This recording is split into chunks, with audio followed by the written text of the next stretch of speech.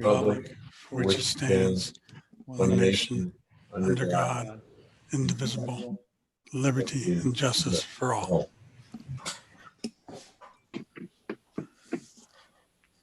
Okay, welcome. Again, can we have a roll call, members, please? Andy Hayden, Here. Denise Freeland, Here. Bill Bryan, Here. Ralph Duplicar, Here. Pat Quick, Here. Very good. All are present. And do I have a motion to approve the agenda for today, June 3rd, 2020? So moved. Very good, Pat. And a second? Second. Excellent. Any discussion? All in favor, say aye. Aye. Aye. Opposed, nay. The ayes will carry. The agenda has been adopted for today. We're live today, so we have no public comment section. And we're going to move into staff presentation. I think that is Amy from marketing. Am I correct? Well, we have public comment as if we get a written request, and we did not have any this time, so there will be no questions. But you were going to make a statement at that point or not? Negative. Okay. No. You talking in regards to the public comment? Well, not the public comment, but the outline we had talked about.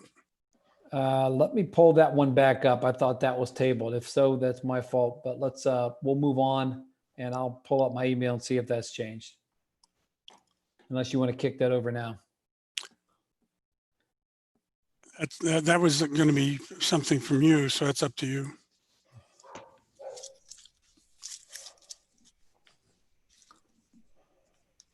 Okay, we'll move on here.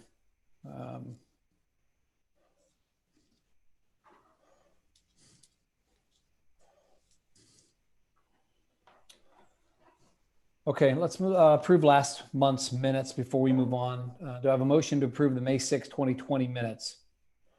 So moved. Second. Bill. Second's been made by Bill. Thank you. Any discussion? No. All in favor, say aye. Aye. Aye. And opposed, nay. Ayes will carry. Hearing none. And we'll move on to the financial reports for April 2020. Do I have a motion to accept? Hold on a second, Andy. You skipped over staff presentation, which we did have.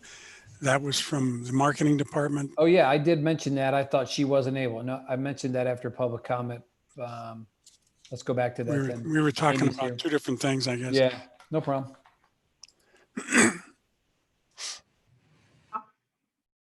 Thought you got off the hook easy, Amy. I know. Thanks, Andy.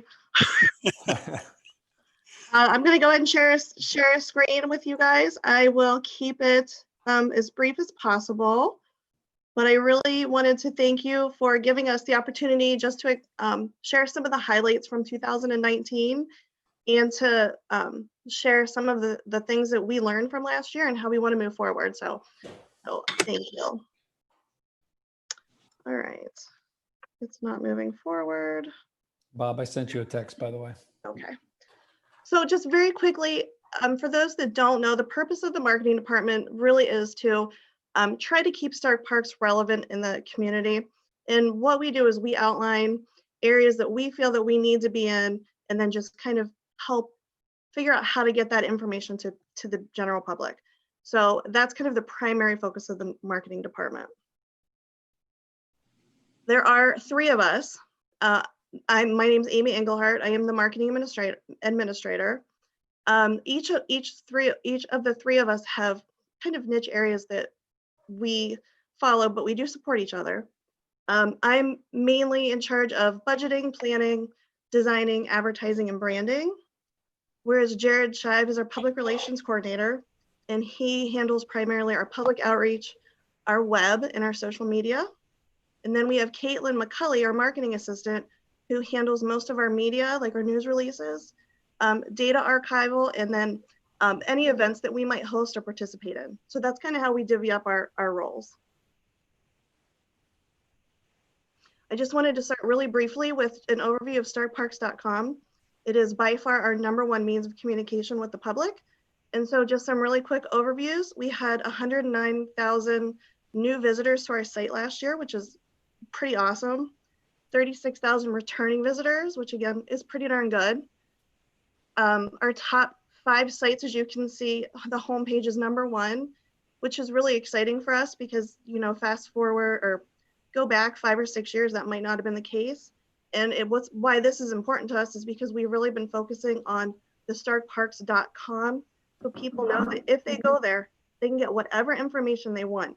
So while 5 years ago, they might have typed in specifically what they're looking for and gone to that page, now they can go right to the main page and they get all kinds of information that they might not even know exists. So Good. that's really cool for us. Once they're in the site, you can see some of the lists of people that they're searching for this year. That changes every year. For whatever reason, Quail Hollow is #1.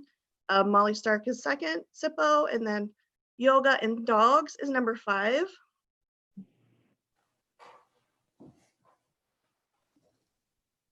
We have several social media platforms. Our top 3, I don't think it's surprising to everybody, are Facebook, Instagram, and Twitter. We always strive for a 5 to 10% increase. And so we did pretty good this year. And I should probably make note that everything I'm talking about is Stark Parks. It was a levy year, so please understand that Stark Parks is different than your Stark Parks and Friends of Stark Parks. So for Stark Parks specifically, we did see a big increase in our followers, but more importantly, we saw an increase in our engagement, which is also really important to us because it means that people are sharing, making comments, and are really taking that next step to be a little bit more engaged. And that's really ultimately what we're looking for. Just kind of just to show you how our paid advertising, how our unpaid advertising equals out. We do spend a little bit on paid advertising. So when you see that press is 33% of our paid advertising, those are things like the Canton Repository, the Alliance Review, and those are generally specific to programming. Tourism is local tourism. So that's money that we spend with our local CVBs, our regional CVBs, some of our chambers. And so that's where that money goes to. So that's just a general breakout of our paid advertising. But what's really kind of cool is our unpaid advertising. So in 2019, we submitted 54 releases and they were picked up 146 times, which means they were submitted, they were picked up by multiple agencies. So that's always pretty neat. That generated about $53,000 in unpaid advertising. Now down below that, we separated them this year because it was a levy year and because we were getting so much more unsolicited features, interviews, editorials, and opinions. We really wanted to break those out to be fair.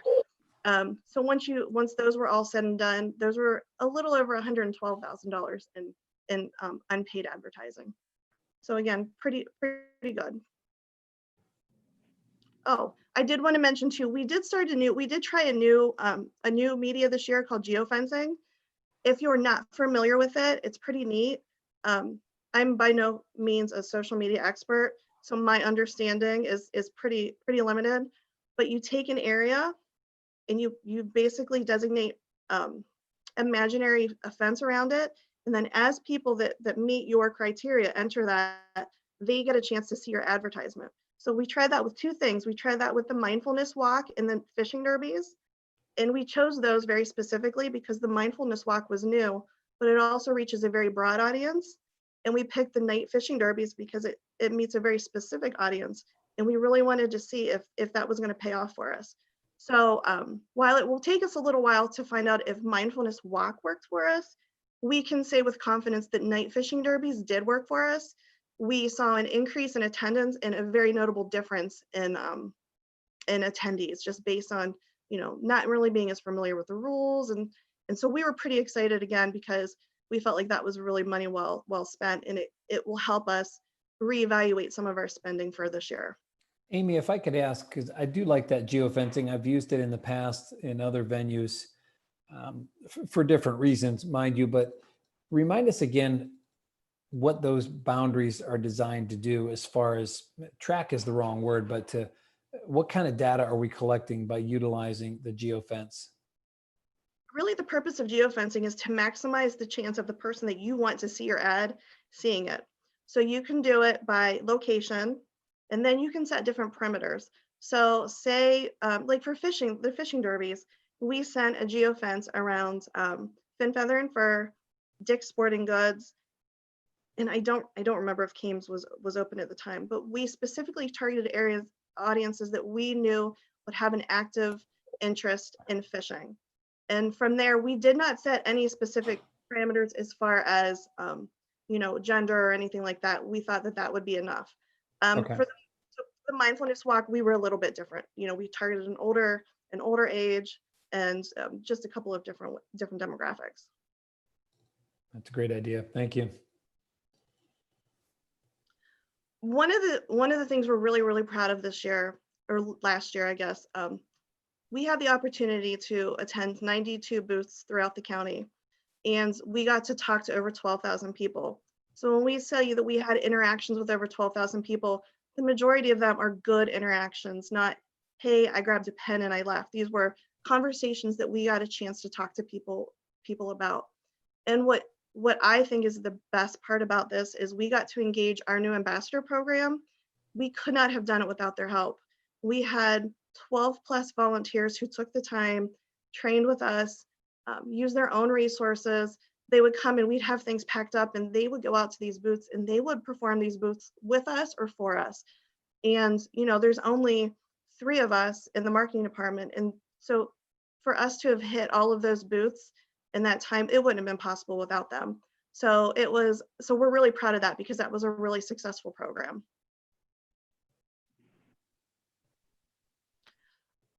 Just a couple of small projects we just wanted to highlight because we're really proud of them. We got a new tagline, take time to take it in. When we got our surveys from our 5-year planning and we got ODNR surveys and NACPRO surveys, the #1 comment consistently across the board, locally, regionally, and nationally is people don't come to the parks because they don't have the time. So we wanted to really say, look, we get it. I'm a mom of 4. There's not a lot of time, and sometimes you can't make that time, but if you can, take the time and enjoy it because time is truly precious. And so that was really where we started focusing some of our messaging on is if you've got the time, take it and really truly take it in and enjoy it. And so far it's been pretty well received. And we will continue with that theme, especially with the COVID information, which we'll talk about. People are definitely taking the time. Geofencing we talked about, but we just thought that was really, really cool. Some of the information we got back from that was really very helpful, and we will continue to do that into this year. The last 2 kind of go hand in hand. 2 of the comments that we got repeatedly from the 5-year planning meetings is that people really wanted to know what was in their areas, and they wanted to know what they could do before they got to the parks. And I will admit, we were a little bit baffled by this because we really thought that the website was just a one-stop for everybody. And so we had to really go back and think, well, if they're not going to go to the website, how do we get this information directly into their hands? So we retooled the newsletter one time, and we took it by quadrants and just highlighted, if you lived in this area, these were the parks that are closest to you, and these are all the really cool things that you can do. And then we would highlight one park that we thought that would be outside of their interest that they might want to try if they felt the need to. And we sent that out, I believe in the summer or early fall when people were more likely to hit the trails. And then in addition to that, we thought, well, how do we get this information about what to do in a park with such a limited space and time? So we took a look at our existing maps. And as a park district, we're always trying to find ways to be more economically, but also environmentally conscious. And so we really wanted to try to minimize the printing of our maps. So we started brainstorming and thought, if we can get a map that people want to keep and that people can keep, long term, we're probably going to be less likely to have to print these repeatedly. So we looked at a couple of things and we thought they need to be small so people can put them in their pockets and travel. They need to be tear resistant so people will keep them and they won't get destroyed and they won't need another one. We need to find a way to get more information on them. So we utilized the front and back. Honestly, we love these. The downside is the print is a little bit harder to read because we are limited with space, but there are online options that they can go and they can get it in larger scale. So, so far we're testing it. It's been really, really well received. If you go to one of our booths, you'll see a great big kiosk that we have constructed that our operations crews put together. And you can pick the maps that you want that are relevant to you, and you can put them on that little carabiner. You can fold them, put them in your pocket, and keep them. So we really hope that this works. So far, again, pretty positive comments. So that was kind of a wrap up of what we're really proud of for 2019. It was, as you guys know, it was a really busy year for us. But 2020 has come in roaring, and we find ourselves trying to really change the way that we're thinking about some things based on, well, number one, COVID, and some of the things we heard from the levy. And we really are really passionate about making sure that we're doing this and we're doing it right. So COVID has really made us reevaluate how we're doing things in a safe manner, not just the parks, but our users. According to Google Analytics, our park usage is up 215%, which means, you know, our trails are probably getting a little bit more congested than normal, and we really feel that we as an organization need to do what we can to minimize that. So if you've been on the parks, you should have seen signage and literature and some outreach that we're trying to do on the front lines. But what we're currently working on now are finding lesser used parks that people will probably enjoy if they know about them. You can go to Fickner Park in Hartville and get a pretty darn close experience to that as you would in Quail Hollow. It's just on a much smaller scale. I personally love that park. I take my kids to that park. And so I think if we do a better job of letting people know that those kind of opportunities exist, we can help disperse the crowd and make the trails more enjoyable for everyone. But with that said, with more trail use, you're going to get more dog waste, more etiquette issues. So we're really trying to get in front of that and develop some signage and reminders about just share that trail responsibly, because it needs to be fun for everybody. And then non-traditional outreach, we're taking our What is Stark Parks presentations and we're trying to figure out new ways to get to people. We can't go into the nursing home facilities or to the chambers right now and talk about all of these cool things that we're working on. So we have to be really, we have to figure out unique, cool ways to do this. So Zoom, of course, is something that we're doing, but there's got to be more. Philippe is making presentations through windows and waving and, you know, doing some of those things. So that's something that we are currently focusing on and drafting up a plan for. And then the levy input showed us that, you know, we have some improvements to do for our communication, and we're always looking for ways to do it better. And so some of the topics I know that people wanted to hear about is some people wanted to hear more about some of our preservation and conservation efforts. According to some of our surveys, people just are assuming that this is what we're doing, but we're probably not doing the best to talk about some of the really cool projects that we've got going on. We've got endangered turtles coming to the Wildlife Center, and that's something really, really neat that we're really excited about. So you're going to see a lot more preservation and conservation topics that we're going to focus on, and probably more of our staff face-to-face. So you can put in a face and a name to some of the people in the parks. So those are just some of the topics. Long term, the last two, again, will kind of go hand in hand, and this will not be a quick fix, but it is something that we want to focus on, is really identifying those opportunities that we can tell the public how we plan on being sustainable, reducing some of our costs, possible revenue increases for pay for services that when we did a survey, a lot of people seem to be in favor of, within reason.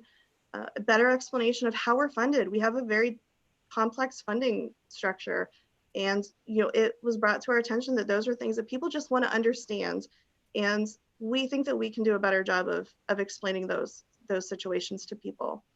And then with that is, how do we get the information from people that we need to hear?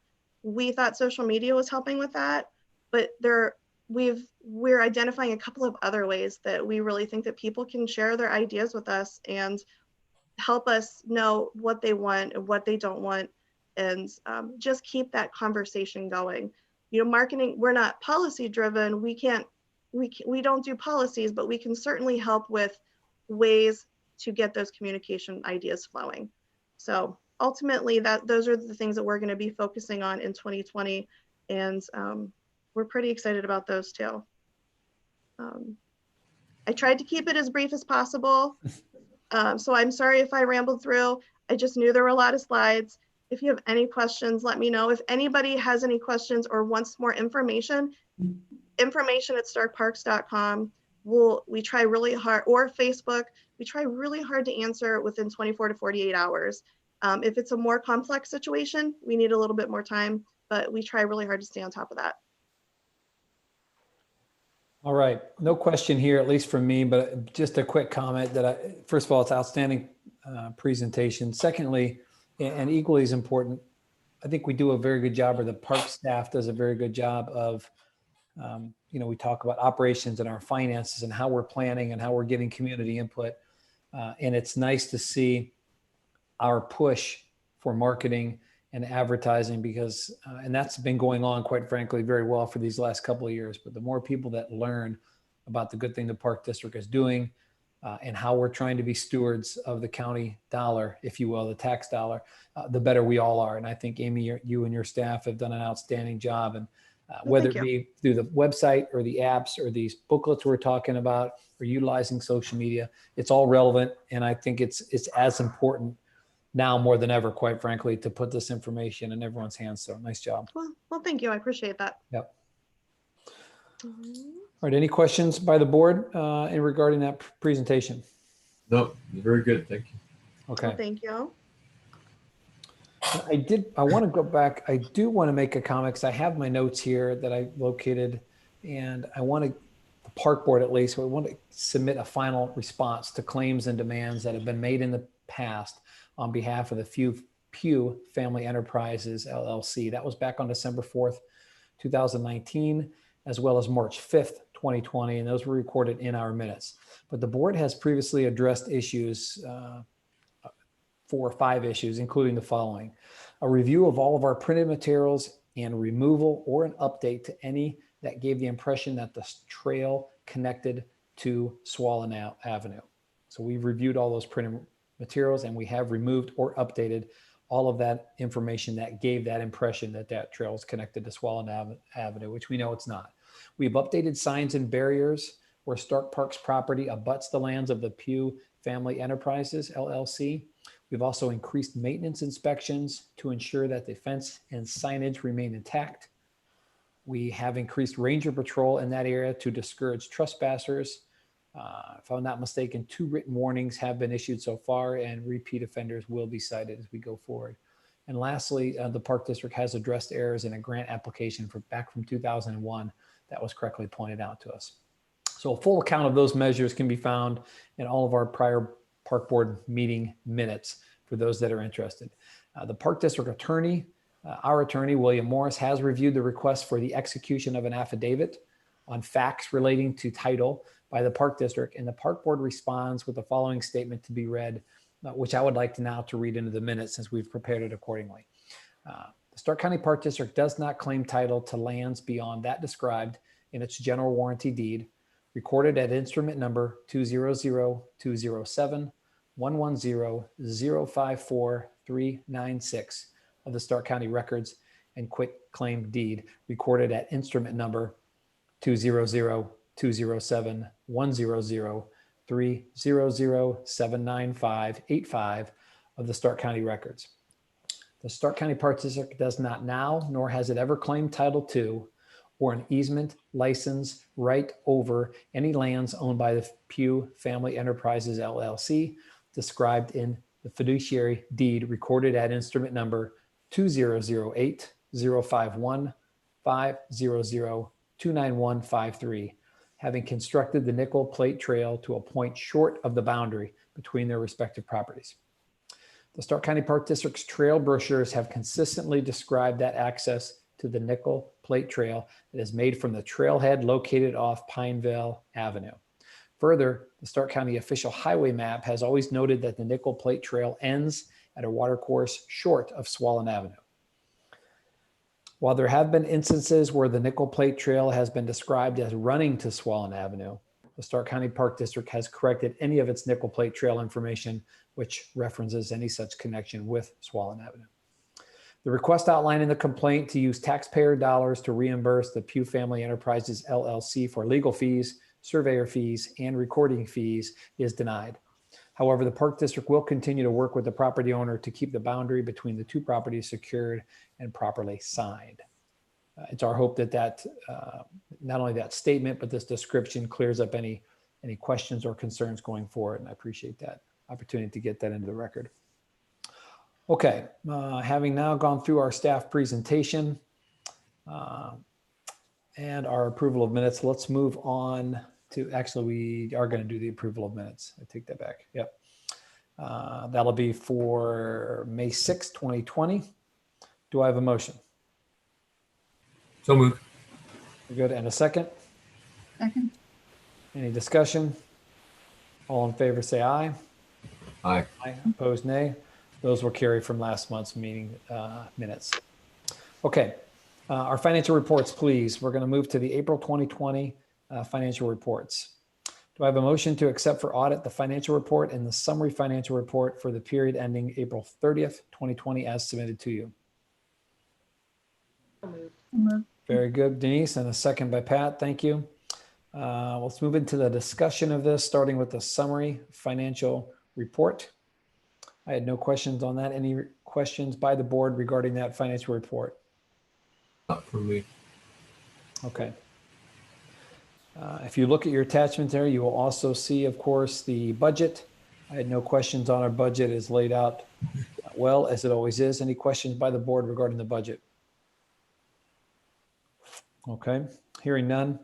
The third portion of our financial reports always is our grant status. That lists that attachment in front of you. It does list the various grants that are pending and completion dates and project status of those. Any questions regarding the status of our grants as they stand today? I don't really have a question about the status of grants. I'm just the format of the report that is given. Is this prepared specifically for the board, or is this a working document that you use?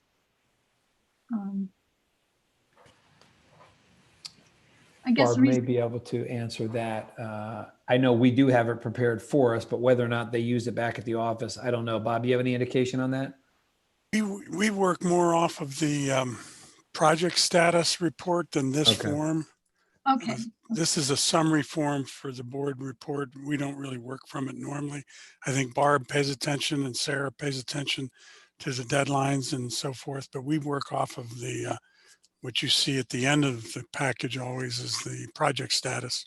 Right. And that has all the grants in it typically, and how much money's left, and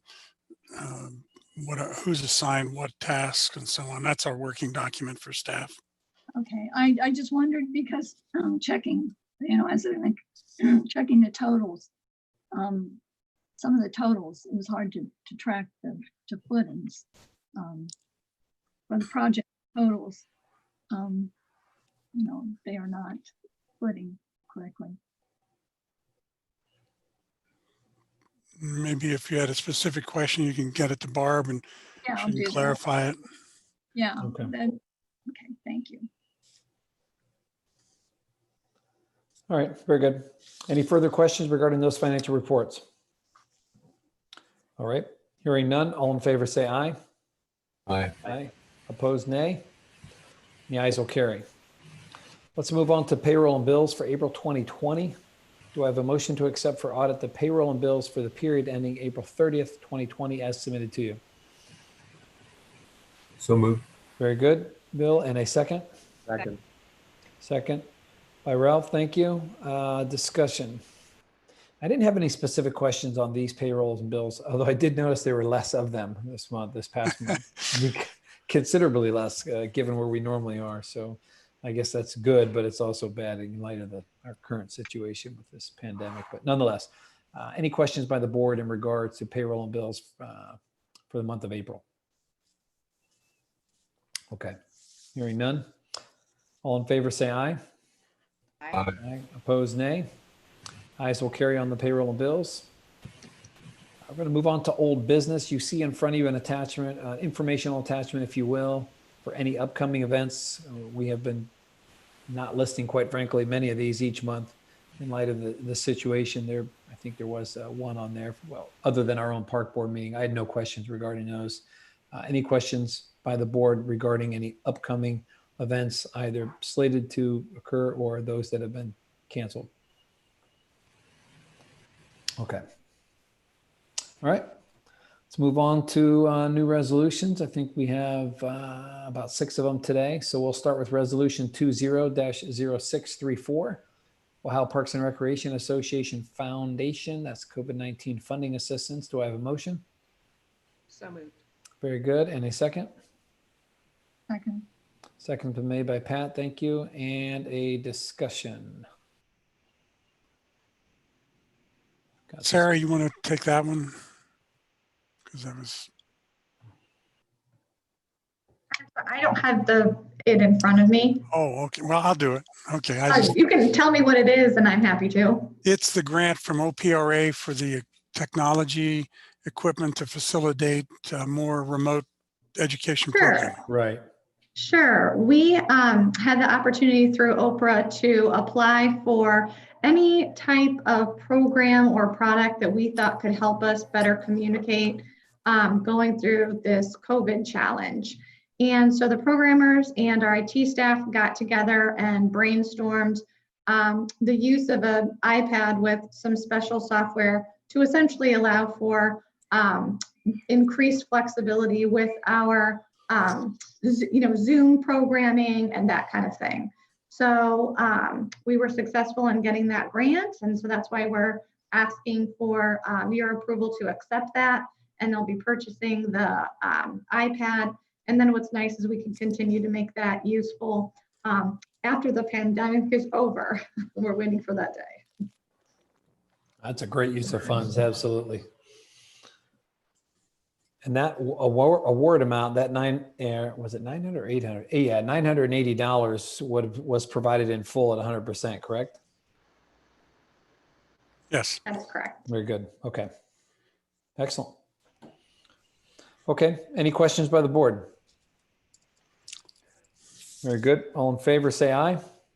Aye. Aye. Opposed, nay. And the ayes will carry. Let's move to resolution 20-06-35 Hazardous Mitigation Grant Program for Fema. This will be increment 7. Do I have a motion? So moved. Very good. Pat, and a second? Second. Second by Ralph. Thank you. Discussion, please.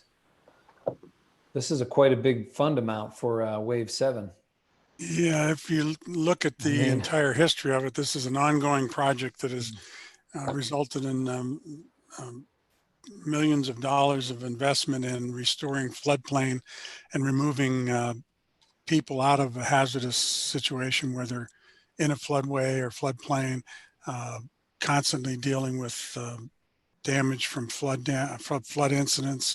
And this is a program between the state and federal government and local agencies, including the political subdivision in which the property is located, Muskingum Water Conservancy District, and the Stark County Commissioner. So it's a real team effort. And Sarah and her crew does yeoman's worth of work actually making these happen.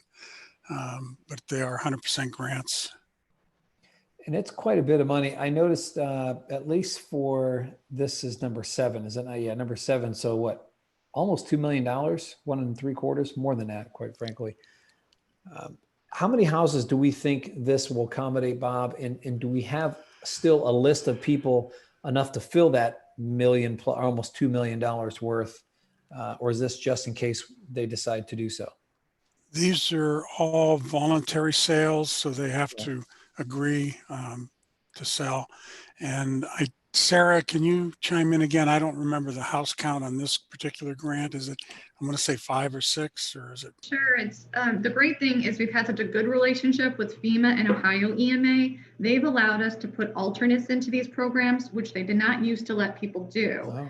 Oh, So as time has gone on, we put 20 houses in there, but we tried to put additional in there in case if somebody says no, we don't lose that money. We're able to offer that to the next person on Sure. the list. okay. And so you never know exactly how many houses you can acquire until you go through the appraisal process and you know exactly how much you're purchasing each of those for. We don't start that appraisal process until you get the grant, ask people if they're interested, and then you start the project. So roughly 20, you get an estimate, and then as you go forward, you see how many you can do. Okay. All right, very good. Like it. Any other questions for this resolution from the board? No. All right, hearing none, all in favor say aye. Aye. Aye. Opposed, nay. The ayes will carry. Let's move to resolution 20-06-36. That's excess equipment. Do I have a motion? So moved. Thank you. And a second? Second. Second by Ralph. Thank you. And discussion. This is our addition. This is our new, well, we do this all the time. We sell the old, we auction the really old, and then we later seek to purchase something to replace, correct? Yeah. We're constantly trying to keep up with recycling, or not recycling, but replacing equipment before it becomes more liability than it is value to us. And typically, we are able to then reduce our purchasing costs for the next piece of equipment. And that's what this is all about. If you know, there's a variety of mowers and the old pavers. I think the pavers were the first things that we bought in 97 after we passed the levy to begin trail construction projects on the towpath. So Yeah. that's how old these pavers are. And so it's time to, they've seen their better day. Okay. Any questions from the board regarding this resolution for equipment or excess equipment? No. All right. All in favor, say aye. Aye. Aye. Opposed, nay. The ayes will carry. Let's move to resolution 20-06-37, terrain vehicles. Do I have a motion? So moved. We're good. And a second? Second. Second's been made. Thank you, Denise. And discussion. This was in the budget previously. The budget's not asking to be changed, but except it was specifically for one ATV or UTV, as they're called, for Right. work. And because of the opportunity that we encountered by offering the trades, we're able to get 2 vehicles for the price of 1. So Okay. the only thing the board's approving is the purchase of 2 vehicles instead of 1, but no At the increase same to the price, no budget. increase. Almost a no-brainer. Okay, I like it. It's a good steward of resources. Thank you. Any questions by the board? Hearing none, all in favor say aye. Aye. Aye. Opposed, nay. Ayes will carry there. Resolution 20-06-38, 2020 marina pricing. Do I have a motion? So moved. Very good. And a second? Sorry, I didn't catch who that was. That was Pat. And a second? There was a second. Yeah, no. Oh, Ralph, I'm sorry. Ralph got the second. Thank you. All right, discussion phase. You see the attachment in front of you for the 2020 marina pricing. This would normally be brought to you in February. And this is not to be construed as an announcement that the marinas are opening, but in preparation for that opportunity, we felt that we wanted to get the prices in place. So if we are able to satisfy all the regulations and opportunities of opening the marinas, that we can do so and not have to delay it till the July meeting. We're working towards opening before the 4th of July holiday. And obviously there's not another board meeting before that holiday. The plan that is being worked on currently is to partially open, and I say partially, if we have 20 different drinks to buy, there might be 10 this time. If we have 20 varieties of bait, there might be 5. So the staff is looking at what is the most practical products they can handle with the staff available, and setting the prices according to current pricing for all these products. So even though there's an extensive list, each of these items may or may not be available for sale when we get to the point of opening. So, Okay, makes sense. Any questions by the board regarding that pricing set list? No. Okay. All in favor, say aye. Aye. Aye. Opposed, nay. And the ayes will carry. We'll move to resolution 20-06-39. That's the 2020 rental rates for our various facilities and shelters. Do I have a motion? So moved. Very good. Denise, and a second. Second. Second by Ralph. Thank you. Discussion, please. You see those rates in front of you as well as an attachment. yeah, this is a similar situation. We are not prepared to open for rentals at this time. And we probably won't be until the state changes the limits on gatherings of no more than 10. But again, we wanted to be prepared if and when that happens this year, especially with the new facilities at Fry that are not even priced yet until this resolution. So this is not an announcement that we're going to begin rentals. This is just anticipation of when that opportunity is available, that we're already ready to go. Very good. Any further questions regarding those rates by the board? No. All right, hearing none. All in favor, say aye. Aye. Aye. Opposed, nay. Hearing none, the ayes will carry. Okay, let's move, if we could, into the director's report, which encompasses both our project list and budget, as well as our director's report. We've all reviewed both of those. I didn't have any questions in regards to that project list and budget. It's well laid out. Any questions by the board for the staff on that particular list? Not for me. Okay. You'll also see in front of you a one-page written director's report for those events that Bob took part in over this last month. I had no questions in regards to those meetings. Any questions by the board in regards to Bob's written report? No. Okay. All right. Bob, if you have other items you'd like to address, the floor is yours. Just quickly, we did announce publicly and on our website that we opened the restrooms before the Memorial Weekend, and that transition's going well. The only hiccup we've had is the facilities out at Deer Creek were overused in the sense that they're hit capacity. So we've requested the contractor clean them, empty them twice a week instead of once. So that's a good problem to have. The usage at Deer Creek has been up after we did the parking lot and boat launch this past year. The usage at Deer Creek is up anyhow, and then as marketing indicated earlier, our overall usage is up over 200%. So we weren't expecting that kind of volume of demand for the porta potties at Deer Creek. Keeping in mind that we've talked about for years that at some point Deer Creek would be a great place to build a new marina. So I just throw that out there as an opportunity in the future we got to keep our eyes on. As I mentioned earlier, we're working on a plan for the marinas, and our goal is if we can address all the health commission requirements and the governor's edicts that they'll be open before the July 4th holiday.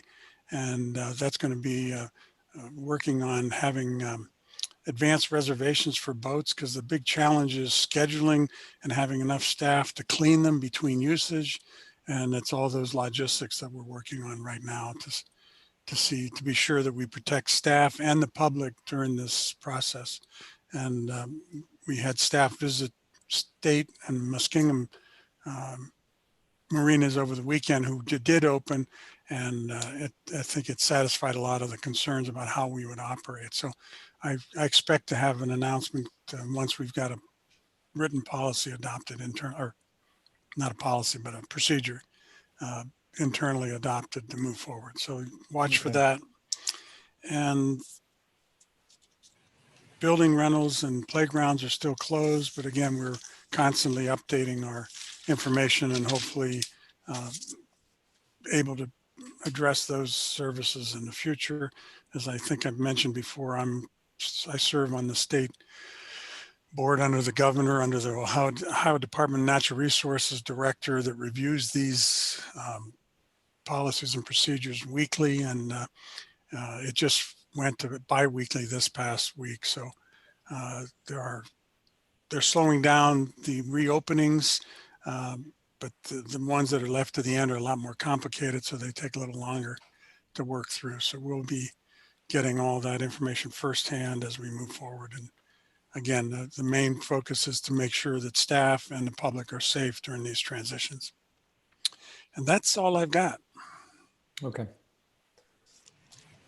Any further questions by the board? No. All right. Well done. Do I have a motion to adjourn general session? So moved. Very good, Bill. And a second? Second. Second by Ralph. Thank you. 14:48 hours. All right. And Mike, that concludes our public meeting. Thank you. Okay, thank you, guys. Yeah. Hey, see you all. Yep. Bye-bye. Stay safe.